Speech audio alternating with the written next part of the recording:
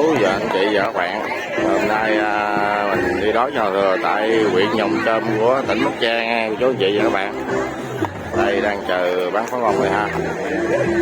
Đó. Ra ca nhạc thôi cô chú anh chị, rất đông khách nha. Đông lắm cô chú anh chị và các bạn.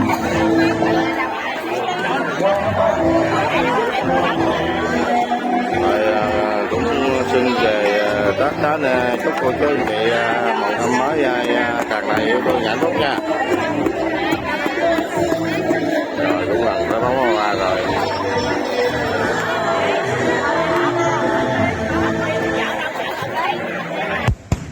Rồi tới giờ bắn pháo bông rồi cô chú anh chị và các bạn. Đó, nay mình còn ha.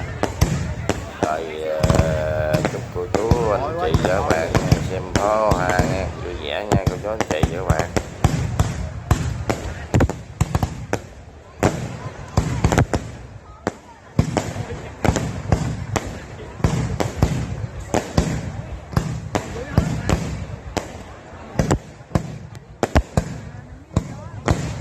Mình đứng dưới gió nè.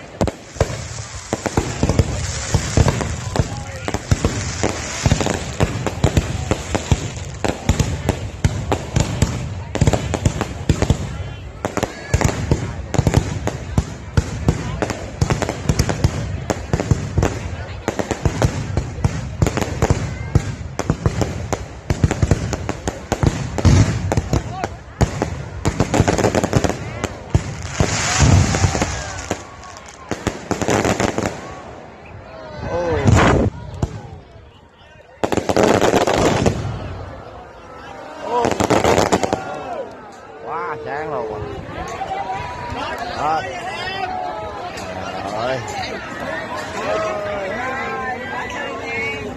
Rồi cô chú anh chị và các bạn đã bắn quá hoa đã xong rồi nhé.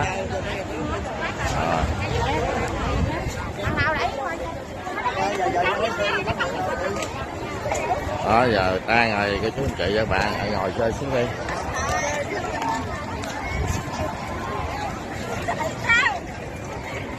Rồi chúc mừng năm mới. Chúc mừng năm mới cô chú anh chị và các bạn nhé. Năm mới an khang thịnh vượng, vạn sự như ý nha cô chú anh chị và các bạn. Rồi chúng ta phải về đón năm mới thôi.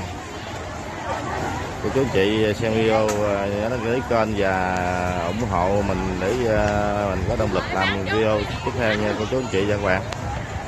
Cảm ơn cô chú anh chị và các bạn. Rồi bye bye.